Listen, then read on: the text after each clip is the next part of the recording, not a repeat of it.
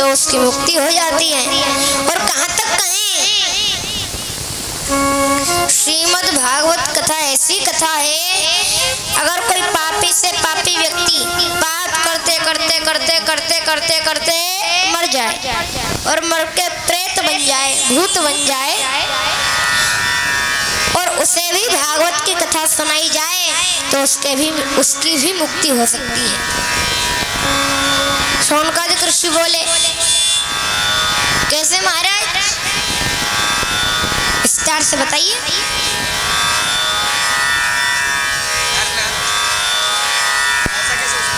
ऐसा कैसे हो सकता है? तो सूत जी ने कहा, ऐसा हो नहीं सकता, ऐसा हो चुका है। हो चुका है कैसे? तो श्री सूत जी कहते हैं, एक नदी है तुंगभद्रा नदी, और तुंगभद्रा नदी के किनारे एक बहुत सुंदर सा नगर था, और उस नगर का नाम था उत्तम नगर।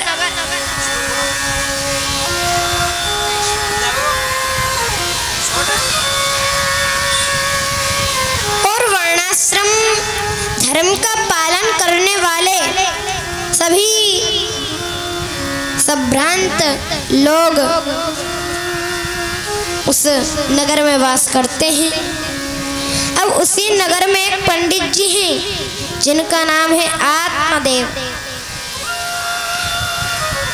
आत्मदेव का मतलब जिसने अपनी आत्मा में भगवान के, परमात्मा के देव दर्शन किए हैं, उसे आत्मदेव कहते। पंडित जी, आत्मदेव पंडित जी बहुत सुशील, परमित भाषी, मंतव्ययी, कर्मकांड में बड़े प्रवीण। यद्यपि व्यक्ति थोड़ी लोभमयी है, उनमें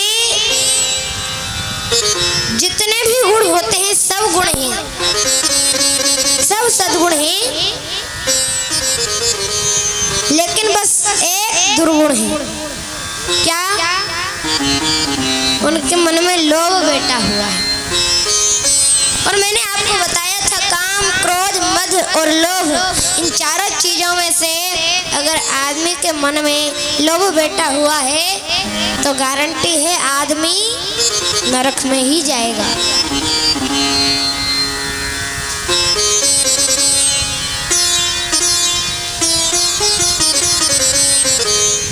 अब आत्मदेव पंडित जी में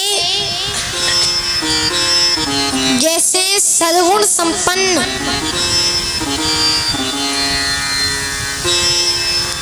पंडित आत्मदेव हैं, और बाकी उनमें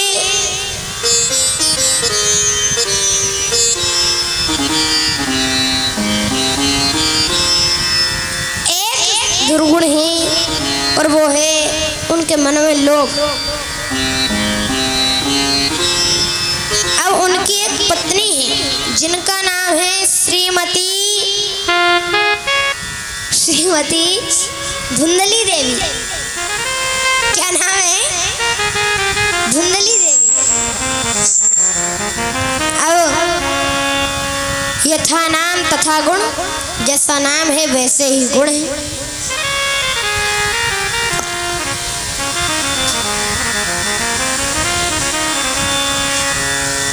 अब ये धुंधली देवी में सारे दुर्गुण हैं, बस एक सद्गुण है। क्या? उनकी एक विशेषता है। क्या?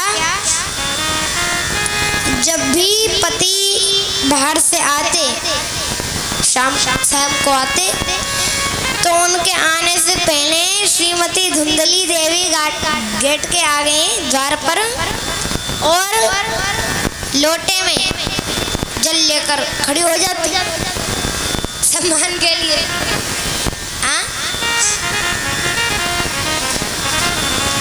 पति तो जाते हैं बेचारे पूजा पाठ करने यजमानों के घर, शाम को लौट कर आते तो साम्राज्य रहता है घर में। कभी पड़ोसियों से लड़ती हैं, कभी सामने वालों से लड़ लेती हैं। हाँ, ये उनका रोज का धर्म है।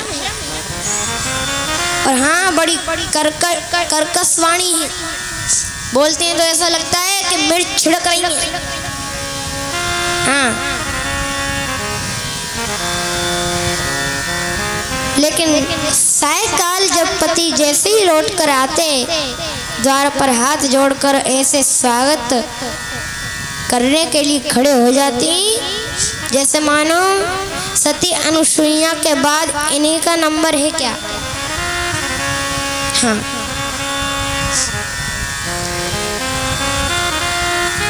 और ये विशेषता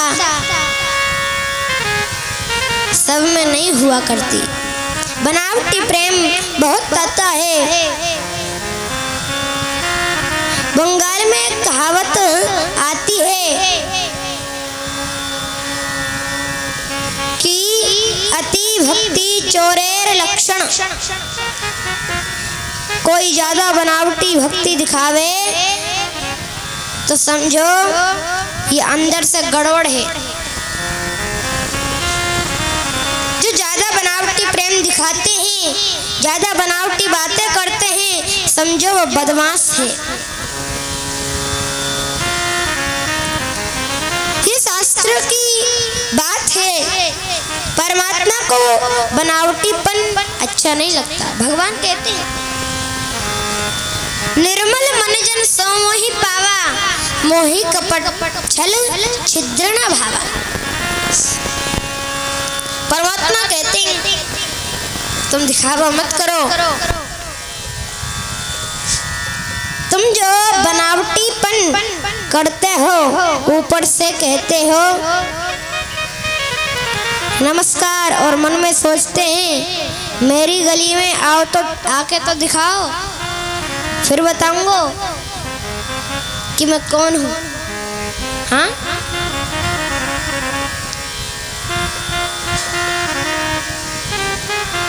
भक्तों,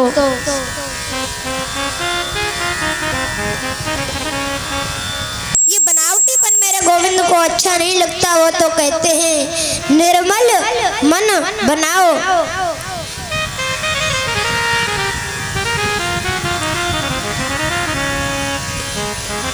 अंतःकरण को शुद्ध बनाओ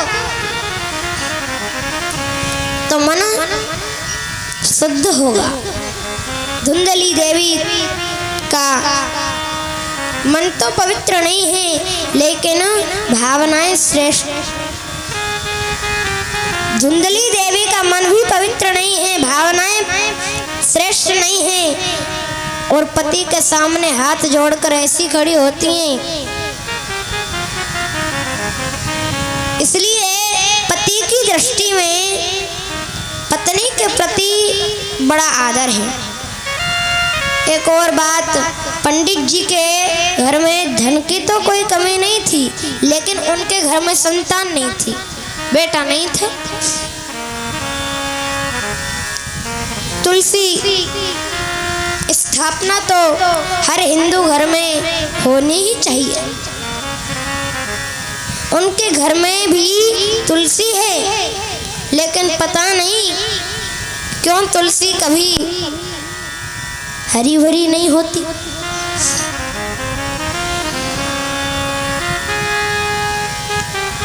सूख जाती है। पंडित जी के घर में गौ पूजा भी होती है, लेकिन वो गौ भी बाज हो गई।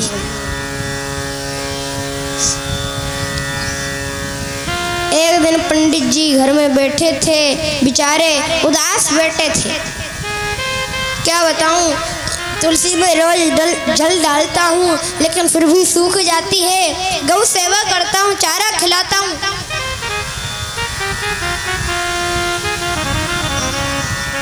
लेकिन बाज बन गई है।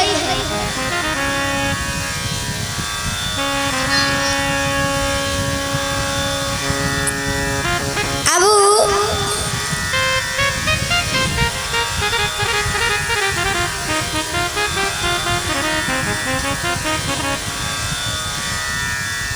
पड़ोसी पंडित जी के पास आए। देखो, अगर आपका बढ़िया पड़ोसी है तो बड़ी कृपा है भगवान की आप पे, नहीं तो ऐसे ऐसे पड़ोसी भी होते हैं जो महाराज आपको यहाँ से मुंबई पहुँचा के ही माने। प्रेम से बोलो जय श्री कृष्ण। हाँ,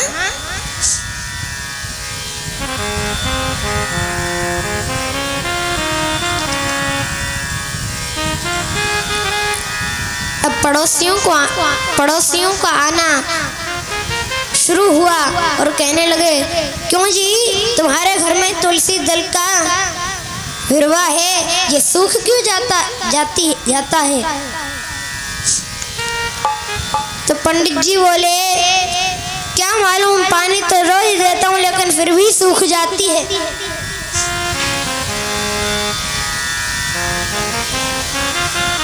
अच्छा, तुम्हारे घर में ये गाय भी है, हम 7 वर्ष से देख रहे हैं, बच्चा बछिया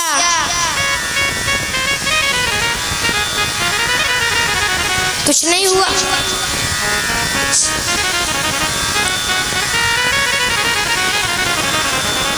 क्या मालूम भैया, सेवा तो रोज करता हूँ। अब देखो पड़ोसियों ने क्या कहा, बोले तुम्हारे घर में कोई संतान नहीं है ना, बेटा नहीं है, इसलिए तुम्हारी तुलसी सूख गई है, तुम्हारी गौ बाज हो गई है।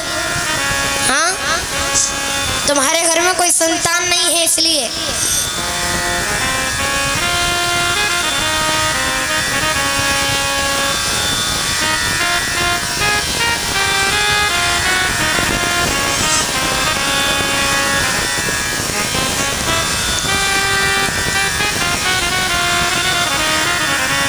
देवता तुमसे खुश नहीं है, पितृ तुमसे खुश नहीं है। ये भ्रम में डाल दिया पंडित जी को। पंडित जी को भ्रम हो गया कि ऐसा ही है, जैसे कोई पानी की बूंद जमीन पर गिरी हो। अब जमीन पर गिरी हो तो पानी के आर पार आपको दिखाई देगा, तो वो भ्रम हो जाता है कि ये पानी नहीं है। अब ऐसी जैसे ये सीढ़ी है, ऐसी फिसलन वाली जगह है और पानी फैला हुआ है और आप उस जगह पे चलने वाले हो, आपने देखा पानी वानी कुछ नहीं है, चलो, और आप आगे जाके गिर गए,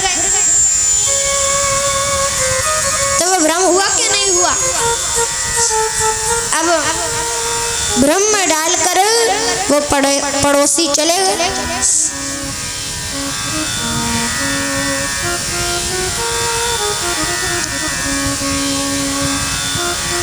एक दिन तो वो विद्वान ब्राह्मण बैठा बैठा रोने लगा, मैंने पाप कर्म किया है इसलिए मेरे पुत्र नहीं है,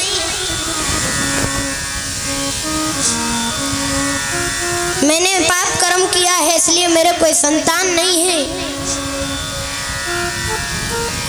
इसलिए मेरी गौ बांझ हो गई है। और घर छोड़कर वन में चले गए। 4-5 दिन हो गए वन में बैठे हैं। पंडित जी रुदन करते हैं, जब तक पुत्र प्राप्ति नहीं होगी, पुत्र प्राप्ति का वरदान मुझे नहीं मिलेगा, तब तक मैं लौटकर घर नहीं जाऊंगा। कोई संत महात्मा उधर से जा रहे थे। अरे देखो, ये जो चेहरा होता है ना आदमी का, ये एक CCTV कैमरा होता है। हाँ, चेहरे को देखते ही पता लग जाता है आदमी दुखी है या आदमी खुश है।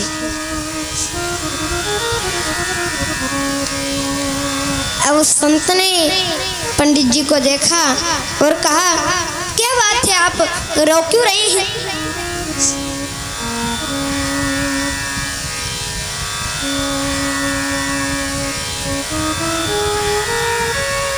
आप तो कोई बहुत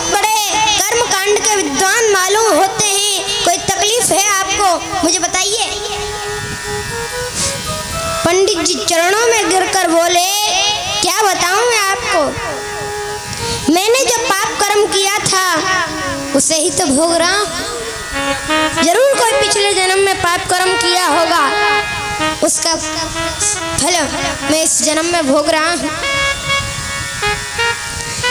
मेरे द्वारा दी हुई चीज देवता पितृ स्वीकार नहीं करते। मेरे घर में गौ बांझ हो गई है, तुलसी सूख गई है,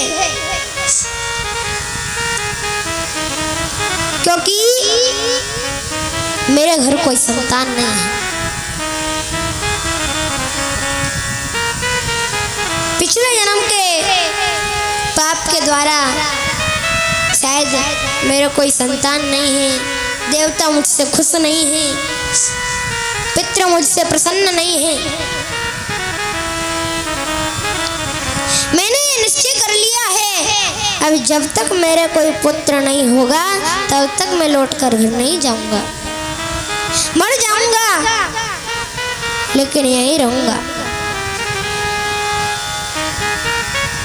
महात्मा के मन में बड़ा आश्चर्य हुआ और उनको समझाते हुए बोले, पंडित जी आपके मन में पुत्र की जो कामना है ये एकमात्र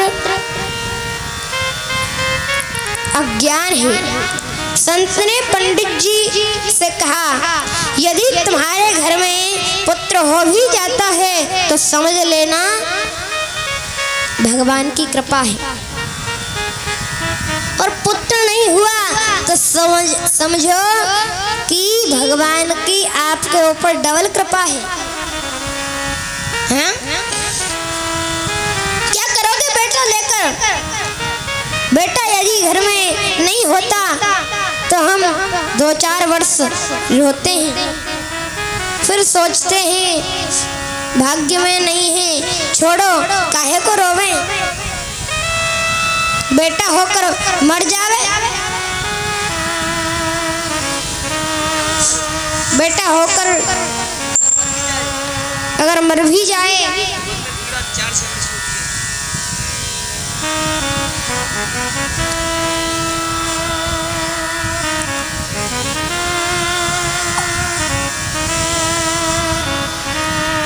और वो बच्चा अगर कुपुत्र हो गया तो वो बालक अगर कुपुत्र पैदा हो जाए तो जीवन भर रुलाता है, फिर तुम्हें पुत्र की ज्यादा कामना ही नहीं, फिर तुम्हें पुत्र की ज्यादा ही कामना है तो गोविंद को पुत्र मान लो, कन्हैया को अपना पुत्र मान लो। ये संसार बड़ा विचित्र है पंडित जी, ये संसार के बेटे तो धोखा देके चले जाते हैं। आप समझते हैं जिस बेटे का हम लालन करते हैं, पालन करते हैं, वो अंत में करता क्या है?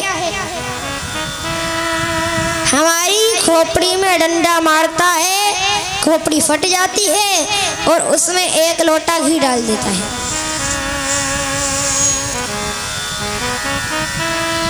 केवल इसी काम के लिए हम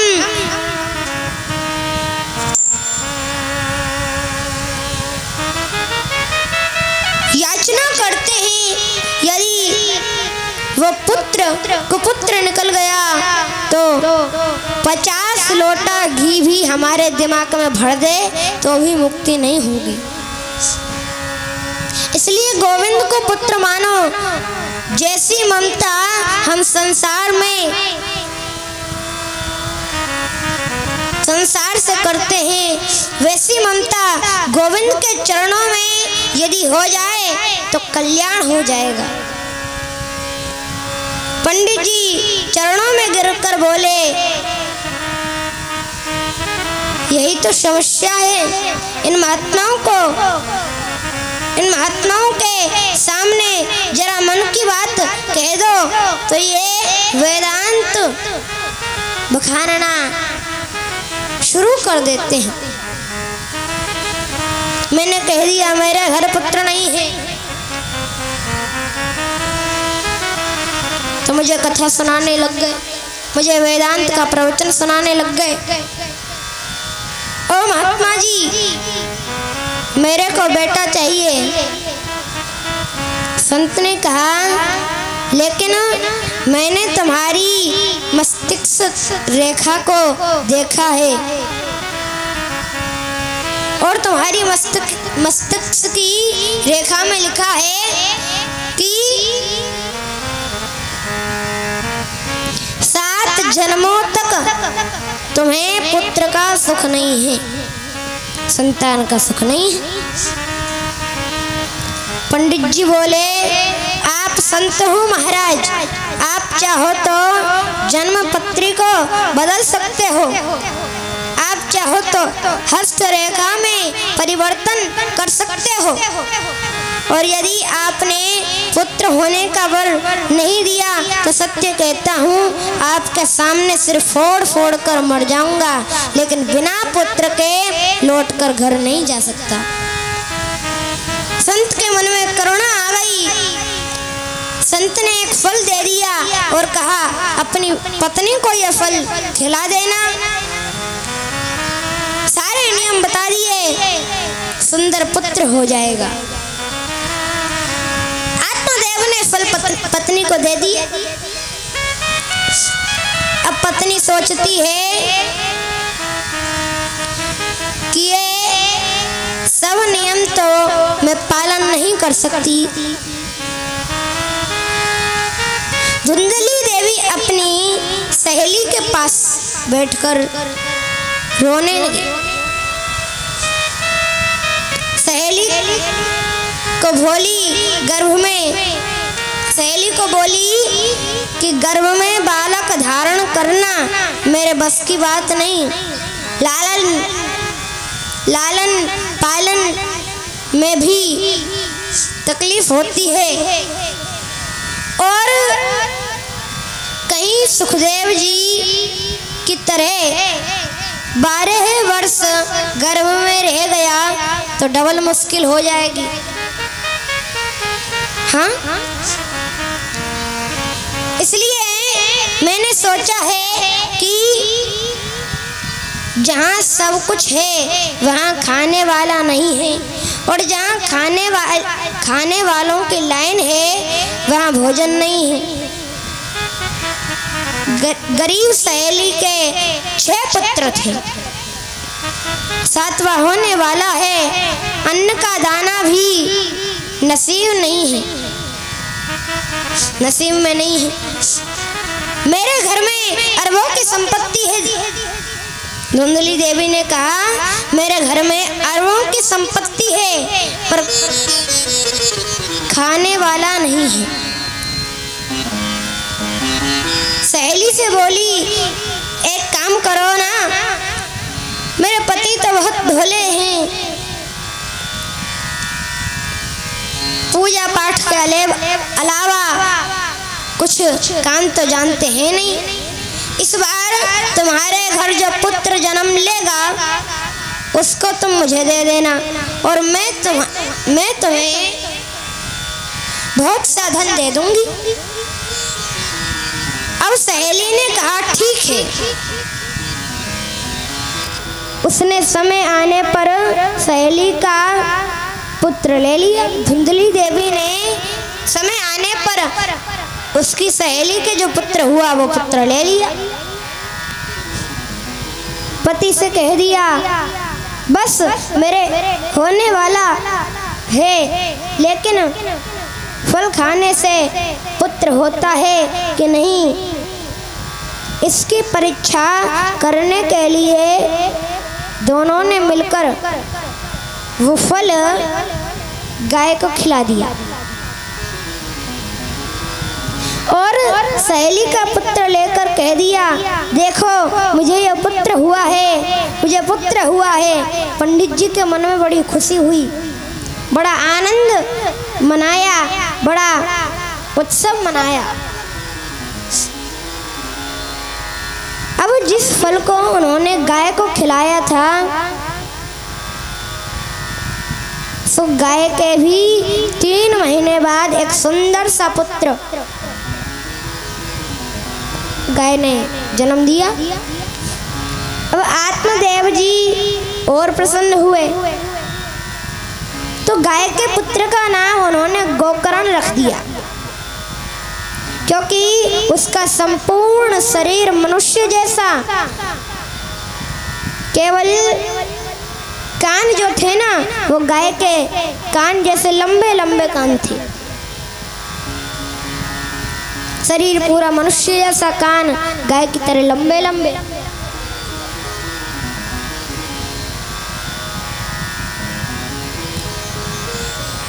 इसलिए उसका नाम गोकर्ण रख दिया और मन में सोचा मेरा नाम है आत्मदेव। जो सहेली के पुत्र हुआ था, आत्मदेव ने कहा मेरा नाम है आत्मदेव, इसका नाम मैं रख रहा हूँ परमात्मदेव।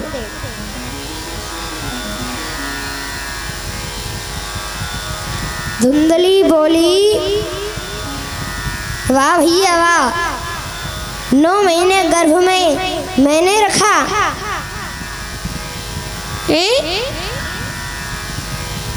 और नाम आप रखोगे।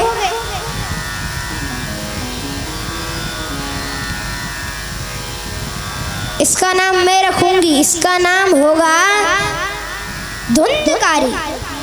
मेरा नाम है धुंधली देवी, तो इसका नाम होगा धुंधकारी। ठीक है देवी, तुम राजी हो? हमें कोई आपत्ति नहीं। सब बेटे का नाम रख दिया धुंधकारी।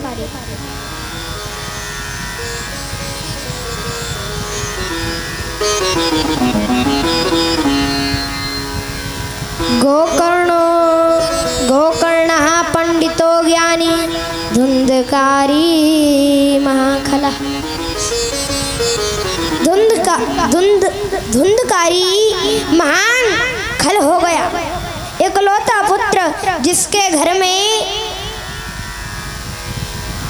हो, इकलौते पुत्र ने जिस घर में जन्म लिया हो, उस बच्चे के बिगड़ने के आसार ज्यादा होते हैं। इसलिए इकलौता पुत्र जिस घर में हो, वहाँ माता का उत्तरदायित्व ज्यादा बढ़ जाता है। आप ध्यान दीजिए, वैसे समझदार पुत्र यदि घर में एक है तो एक ही पुत्र पूरे खानदान को तार देता है। हमारे पिताजी कहते हैं बेटा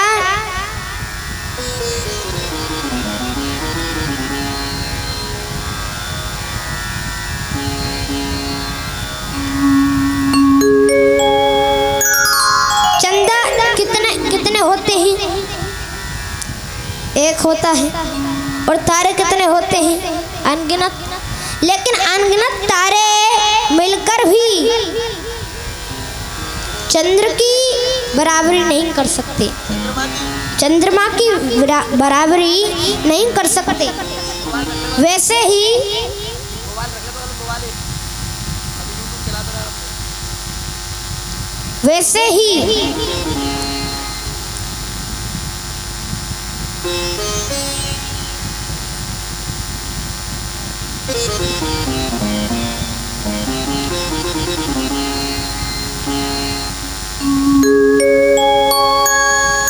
अगर एक बेटा भी हो और वो चंद्रमा की तरह सुंदर प्रकाशवान हो, तो एक पुत्र ही पूरे के पूरे खानदान को तार सकता है।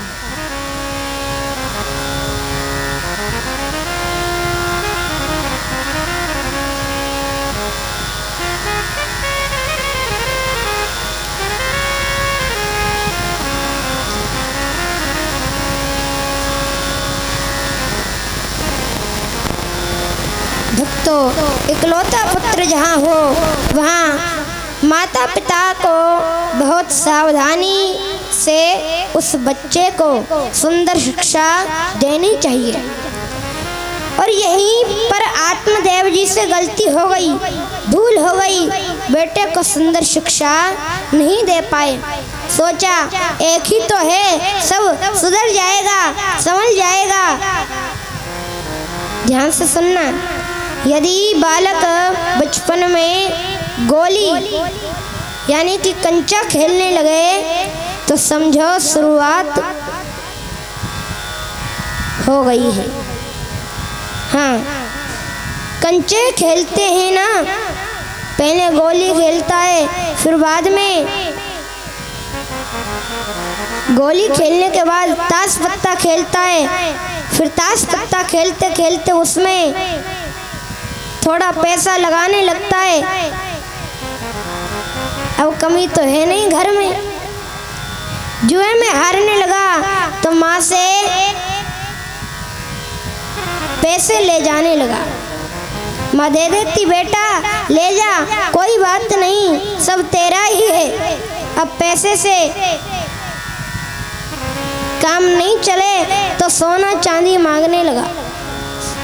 माँ दे देती, सोचती एक ही तो है, सुधर जाएगा, संभल जाएगा, सोना चांदी सब हारने लगा। तो माँ थोड़ा सख्ती से बोली, नहीं बेटा ऐसे कैसे दे दूंगी।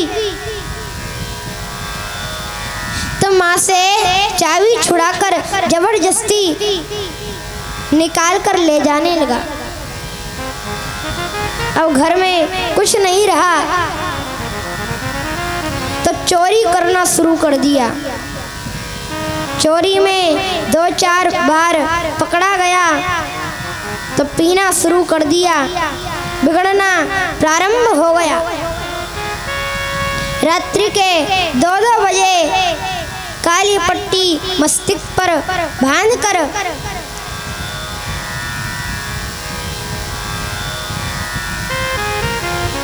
एक दिन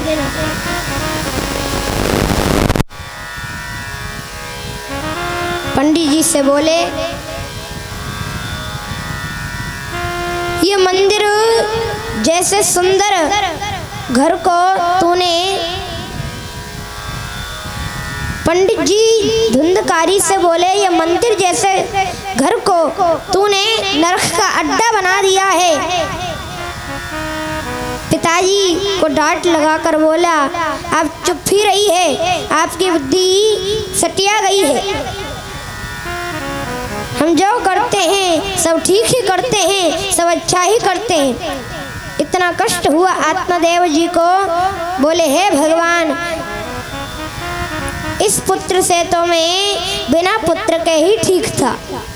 एक दिन रात्रि में बैठे बैठे आत्मदेव जी रुदन कर रहे थे, वहीं पर गोकर्ण जी का आगमन हुआ। गाय का पुत्र जो गोकर्ण है,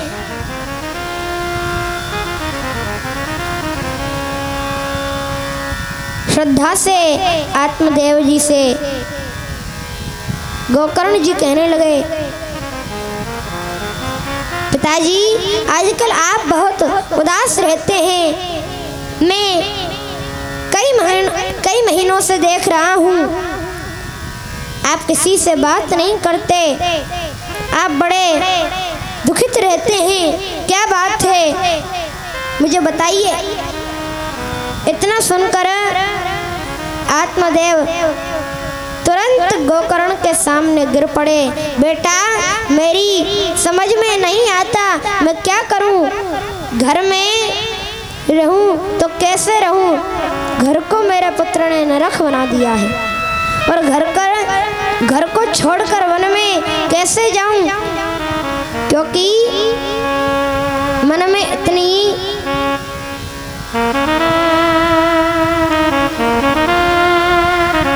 विरक्त नहीं है। तुम ही मेरा मार्गदर्शन करो, तुम ही मेरा मार्ग प्रशस्त करो। तो गोकर्ण जी ने कहा, पिताजी, मैं तो एक ही बात कहता हूँ कि पहले तो शरीर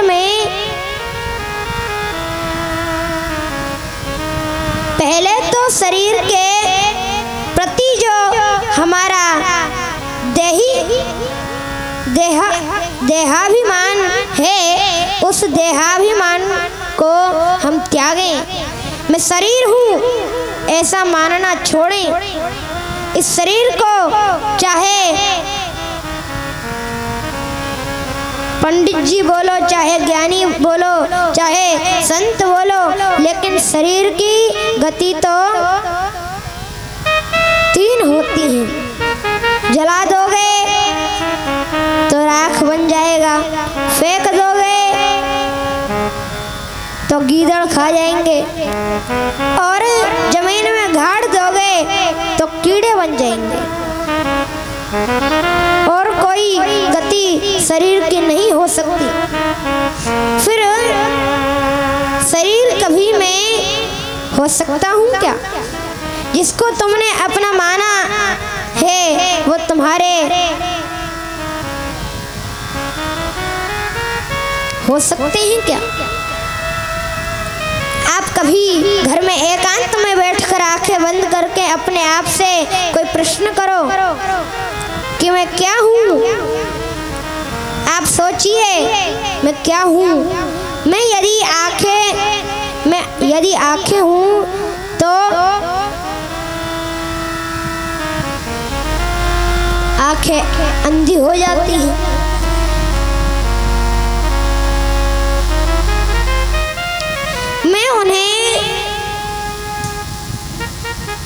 मैं उन्हें रोक तो नहीं पाता। मैं पैर हूँ, पैर लगड़े हो जाते हैं, मैं रोक नहीं पाता। मैं यदि कान हूँ, कान बहरे हो जाते, मैं इन्हें रोक नहीं पाता। यदि मैं शरीर हूँ तो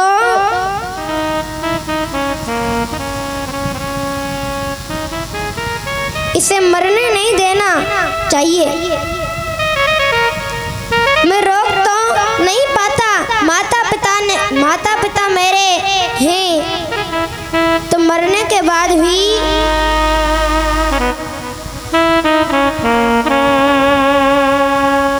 वो चिट्ठी तो नहीं डालते, बेटा हम सुखी हैं कि दुखी हैं। यदि बेटा बेटी मेरे हैं तो जन्म के पहले सभी वक्त ताली बजा रहे हैं जोर से। तो जन्म के पहले सूचना क्यों नहीं देते? पिताजी हम आ रहे हैं, इसका मतलब क्या है? अच्छा, हम दिन में सोकर उठते हैं तो जगने के बाद और सोने के पहले का ही चक्कर क्यों है? रात्रि में सोने के बाद हम पर पंखा गिर पड़े, छज्जा गिर पड़े, हमें क्या मालूम सोते समय हम कहाँ चले जाएं?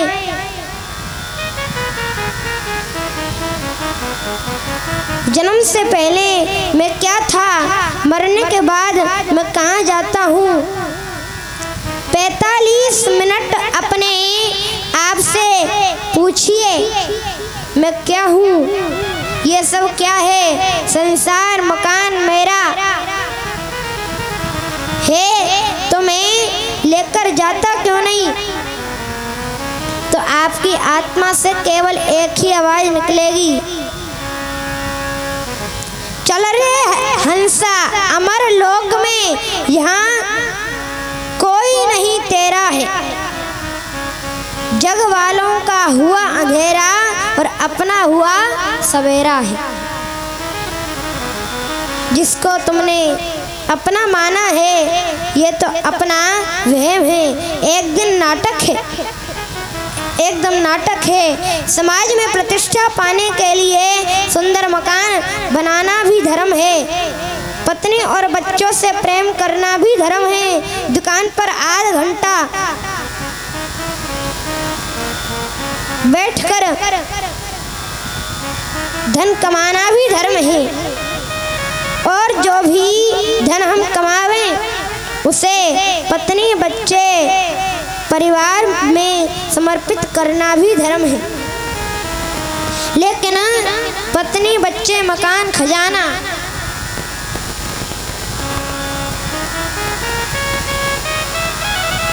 मेरा है, इसके बगैर मैं रह नहीं सकता, ऐसा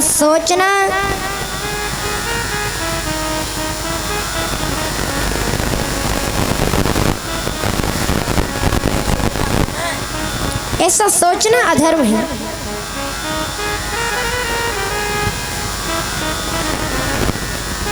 मन में विचार करें, शरीर का धन है, शरीर की पत्नी है, शरीर के बच्चे हैं, शरीर का महल है, आत्मा का संबंध तो केवल गोविंद से है, आत्मा का संबंध तो केवल कन्हैया से है। ये बात जिसके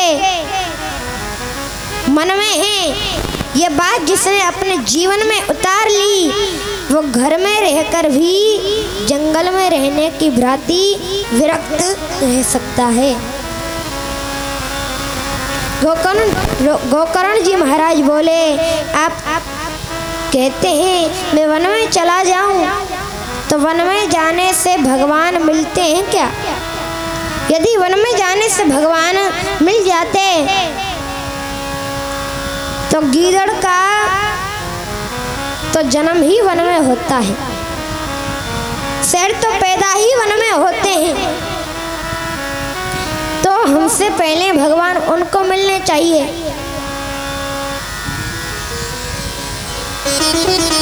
मन की खटपट नहीं मिलेगी, मन की खटपट नहीं मिटेगी तो वन में जाने से क्या फायदा?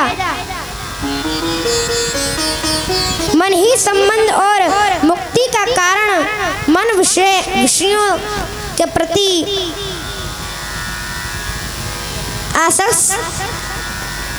आसक्त तो हम बंधे हुए हैं, और मन विषयों से अनासक्त हो गया तो हमारी मुक्ति है। रात्रि भर बैठकर गोकर्ण जी ने ऐसा सुंदर उपदेश किया। आत्मदेव जी का मन प्रमुदित हो गया और रात्रि में घर छोड़कर वन में चले गए। श्री भागवत जी के 10वें स्कंद का पाठ किया वन में और गोविंद को प्राप्त किया। आत्मदेव के जाने के बाद धुंधकारी ने सोचा, अच्छा हुआ रोज कहते थे ऐसा करो वैसा करो, अच्छा हुआ आज वन में चले गए। अब माँ को मारने लगा, बताओ सोना कहाँ है, चांदी कहाँ है? माँ ने कहा सब तो ले गया, अब घर में बचा ही क्या है? तो माँ को मारने लगा। माँ के मन में बड़ा क्लेश हुआ और बोली कि इस पुत्र से तो मैं बिना पुत्र के ही ठीक थी। रात्रि में उठकर गई और कुएं में कूदकर आत्महत्या कर ली। विचार करो, माँ कुएं में गिर गई, पिताजी जंगल में चले गए, भाई गोकर्ण है वो चला गया तीर्थ यात्रा में। धुंधकारी ने सोचा अब मेरा ही साम्राज्य है, पांच वेश्याओं को लाकर घर में रख लिए। ये 5 वेश्याएं बड़ी खतरनाक हैं। एक दो बार गलत कार्यों में पकड़ा गया धुंधकारी, राजा ने दंड भी दिया। वेश्याओं ने सोचा धन तो हमने बहुत ले लिया इसके द्वारा, अब राजा की नज़र में ये चढ़ गया है। राजा ने एक बार इससे पूछ लिया कि तुम्हारे घर में कौन कौन रहता है, अगर इसने हमारा नाम लगा दिया तो इसका तो कुछ नहीं होगा, लेकिन हमारा काम जरूर हो जाएगा।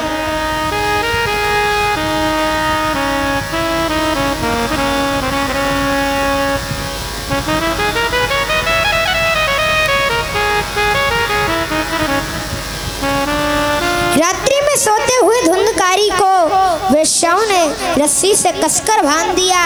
जलते हुए अंगार उसके मुंह में डालकर उसको मारने का प्रयास किया। नहीं मरा तो एक बांस का डंडा बगल में रखा था। एक वेश्या गई और डंडा उठाकर लाई और धुंधकारी के सिर में मार दिया। सर फट गया और धुंधकारी की मृत्यु हो गई। जमीन में वहीं गाड़ कर सोना चांदी लेकर वहां से चली गई। जीवन तो व्यतीत हुआ उसका बुरे कार्यों में मरने के पश्चात प्रेत बन गया और आत्मदेव जी के इस विशाल महल में प्रेत बनकर पड़ा है धुंधकारी।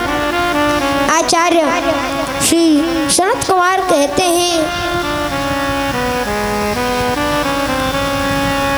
जब गोकर्ण जी महाराज अपने गांव में आए रात्रि के 12 बजे, ये एक संत के लक्षण होते हैं कि वह रात्रि में किसी को परेशान नहीं करते। अब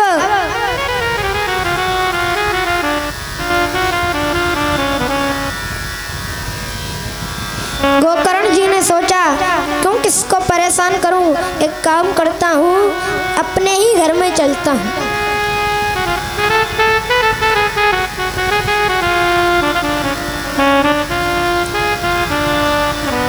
अब आत्मदेव जी का यही तो घर है और अभी सबको पता चलेगा कि मैं आया हूं तो सब मेरे स्वागत में लगेंगे। सबकी नींद टूट जाएगी।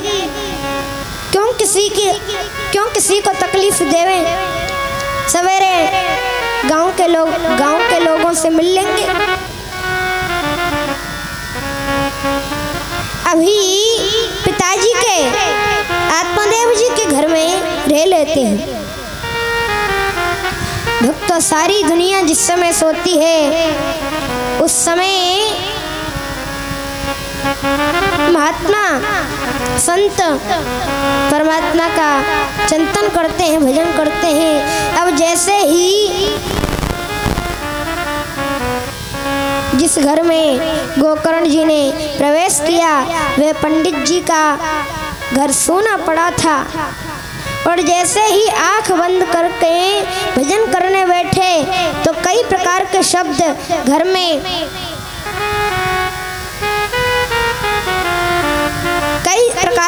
सुनाई देवे। कभी भेड़ आ जावे, कभी हाथी आ जावे, कभी भैंसा आ जावे, कभी अग्नि जल जावे। गोकर्ण जी ने कहा, मैं ये सब क्या देख रहा हूँ। पंडित जी के इस महल में उन्होंने पूछा, कमंडल में जल का छींटा मारकर कौन है श्रीमान जी आप? भैया क्यों डराते हैं हमें? क्या परिचय है आपका?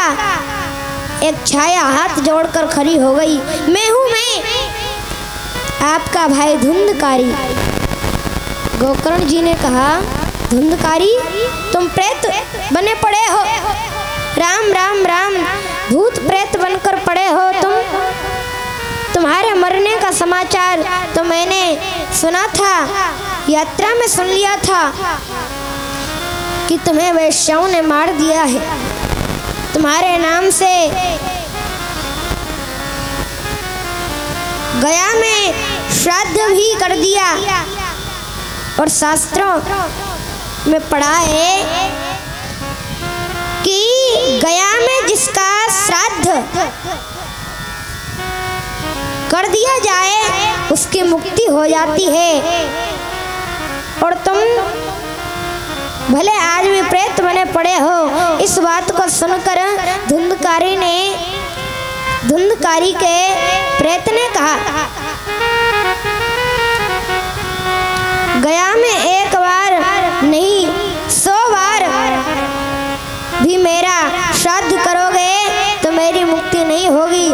आप जैसा विद्वान जिसका भाई फिर भी इस प्रकार के कष्ट को भोगे, कितनी तकलीफ की बात थी। गोकर्ण जी कहते हैं, डरना नहीं, मैं अभी कोई व्यवस्था करता हूँ, तुम्हारी मुक्ति का उपाय करूँगा। प्रातः काल होते ही गांव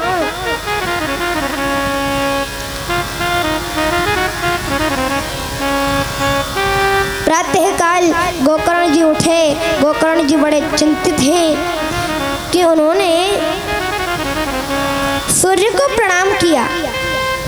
हे भुवन भास्कर सूर्य, केवल इतना बताओ कि महाप्रेत की मुक्ति का उपाय क्या है, महाप्रेत की मुक्ति कैसे हो। भगवान भुवन भास्कर सूर्य ने आदेश किया, एक ही उपाय है और वो है श्रीमद् भागवत कथा। श्रीमद् भागवत कथा का तुम वाचन करो। तुम धुंधकारी के निमित्त भागवत की कथा करोगे तो इसकी मुक्ति हो जाएगी।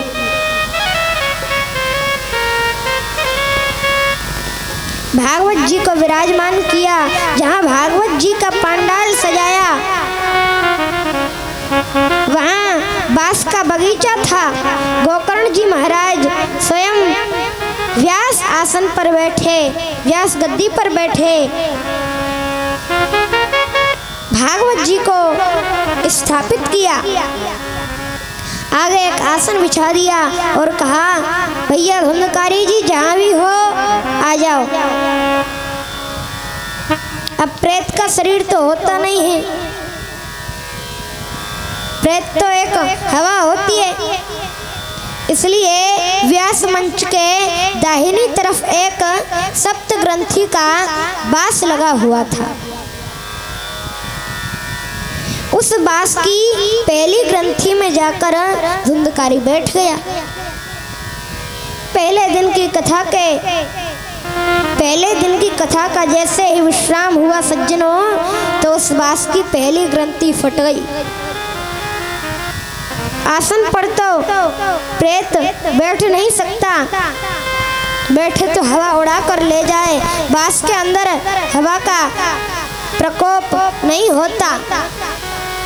दूसरे दिन की कथा में दूसरी ग्रंथि फट गई।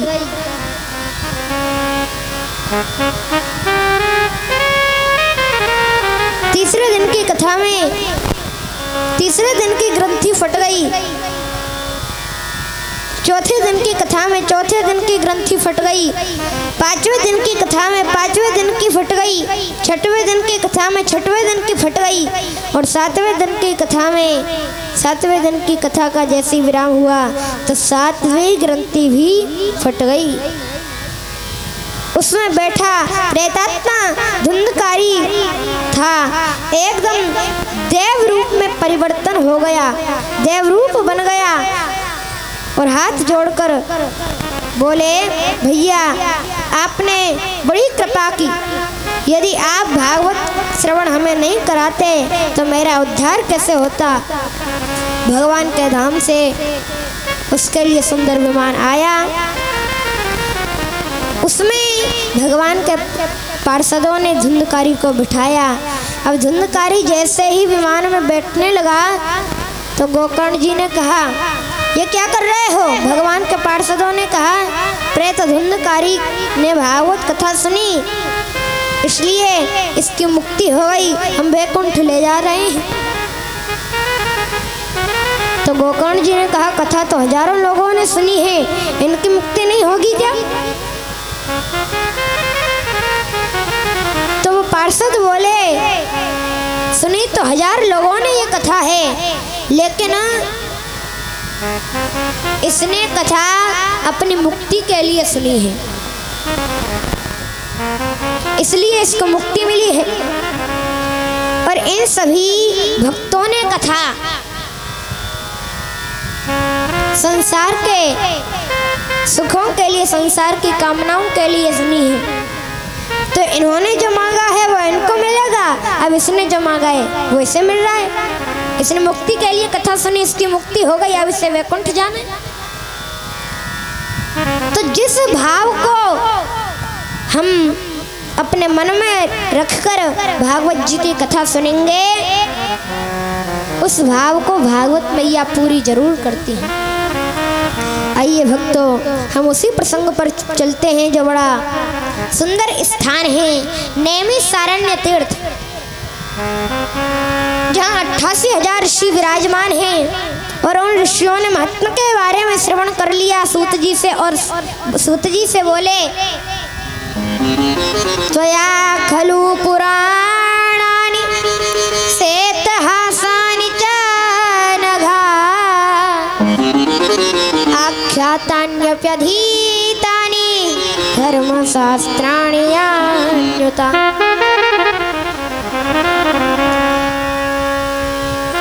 आप इतिहास के जानकार हो, पुराणों के ज्ञाता हो, इसलिए आपसे कुछ पूछने का मन हो रहा है, कुछ निवेदन करने की इच्छा हो रही है।